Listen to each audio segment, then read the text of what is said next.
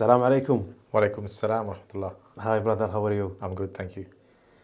First of all, I would like to thank you for all your contribution in the Muslim community and the sports community because you are doing a great job. First of all, the first question, what's Nujum Sports about? So Nujum Sports, Nujum is Arabic for Nujum, for stars. And so we are a not-for-profit organization set up in 2020 to support Muslim athletes in professional sport with their faith, basically. Yeah, so it's supporting the Muslims players. Is it only about football or it's all the sports? No, we support all the sports in the UK. We have rugby league, cricket, football, boxing, and horse riding. So loads of sports. Yeah, it's a great idea.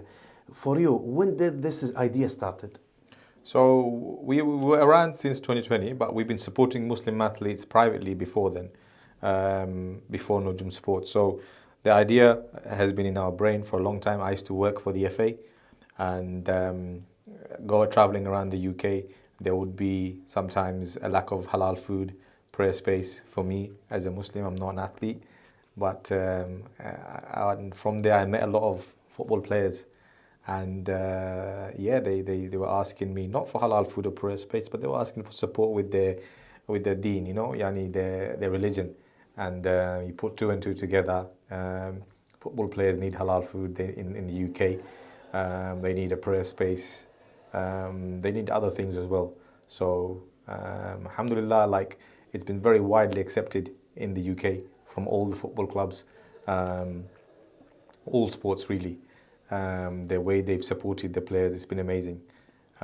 We can only say mashallah, and all the thanks goes to Allah subhanahu wa ta'ala, not to us. We are just here to support the men and women with their sport and their deen.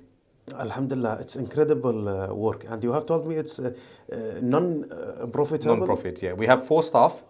So obviously we do get paid by any sort of profit. In the UK, how organizations work is you have business, you have non-profit, you have charity. So we're non-profit. Yeah.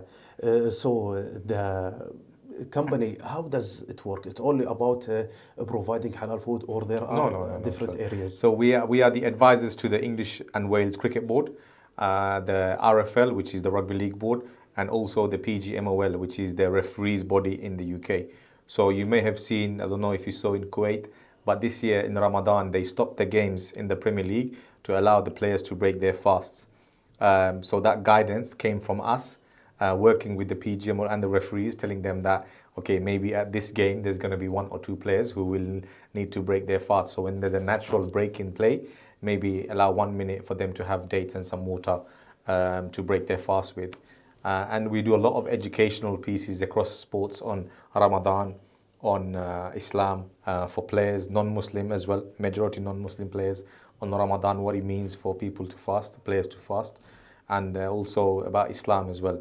And we've delivered probably about over 300 sessions now for the last 3 years across sport to players, staff, and even some fans as well on the religion of Islam and also Ramadan.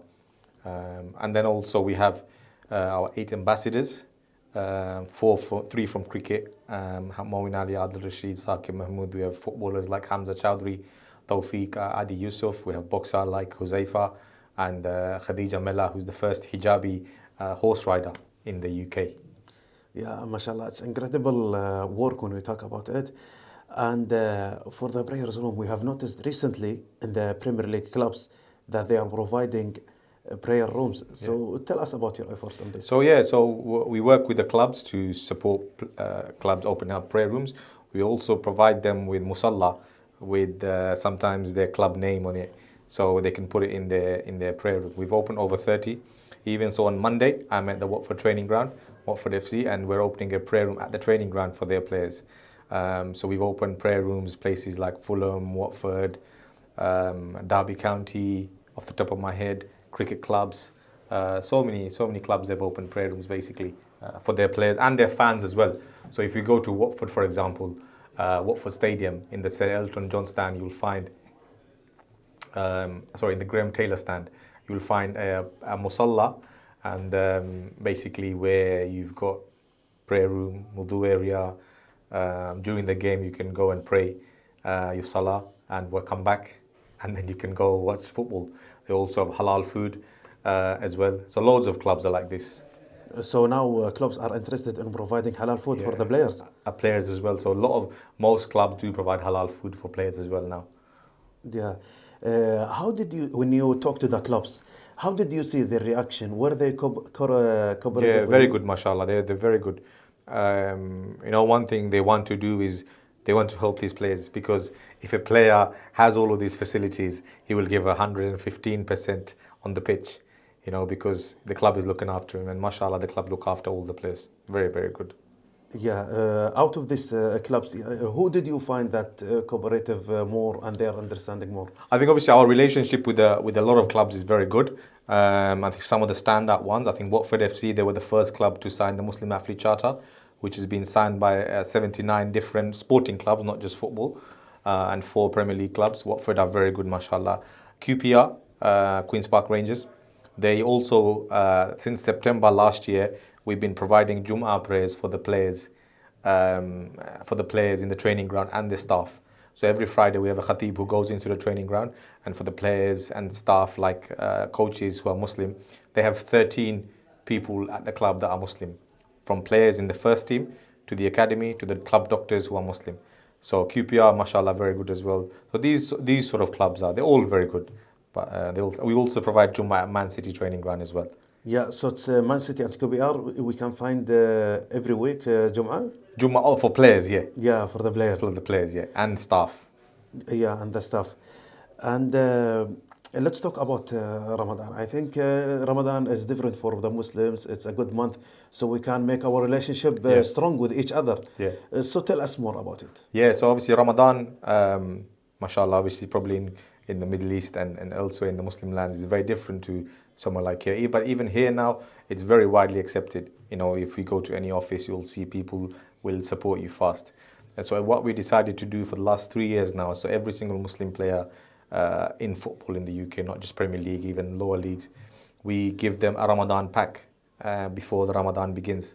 This year we give it to 280 players from the Premier League down to academy, down to even National League. And so they have like zamzam, dates, atar. Atar is like oud, and they have a travel prayer mat.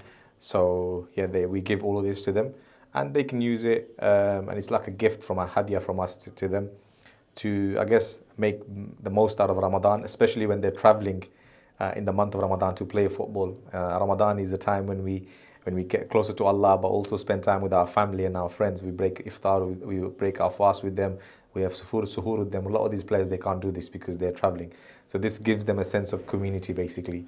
They're part of the Ummah, basically. Yes, and talk to us about Umrah.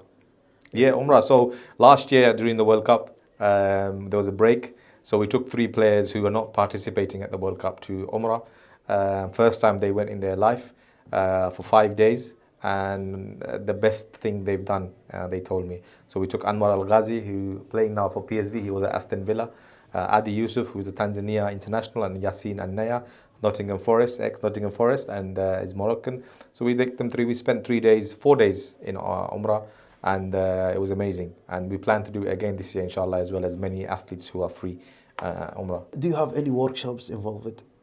Yeah, so last year we actually done a workshop on Hajj.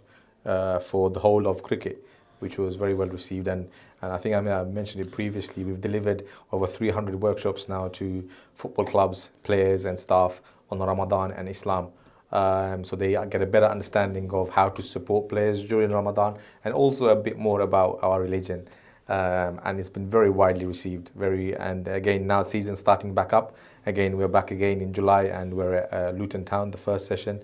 And then in August we're at Cardiff City. So throughout the year we provide these sessions for not just football clubs, for all sport in the UK. And we're probably the only organisation currently doing these sessions now. Since people now knowing more about Islam, did you get any people asking you questions about Islam, interested in that? Of course, all the time we get players asking us about their religion, religious-based questions. We have a lot of UK-based scholars who sort of provide that guidance to us and our players. We actually have 3 players who are part of our Nujum network. We have about 250 athletes who are part of the Nujum network from different sports. So we had 3 players last year revert and became Muslim, mashallah. So it's all the time we support these players who just become Muslim as well, or been Muslim for a long time, or born Muslim. Yeah, mashallah. And outside UK, do you get any questions from players outside UK, for example, Yeah. playing in different countries? Yeah, I mean, I'm give an example of Anwar Al Ghazi, who's we met in the UK, supported him in the UK. Then now he's playing in Holland. We support players in France and Switzerland. We've now also started working in Holland. So earlier in March, we were at the KNVB, which is the Dutch FA, in March, and we gave an education workshop on Ramadan to their staff. So we've been working closely with KNVB, basically in Holland. So, but our services are international as well, inshallah. So. MashaAllah.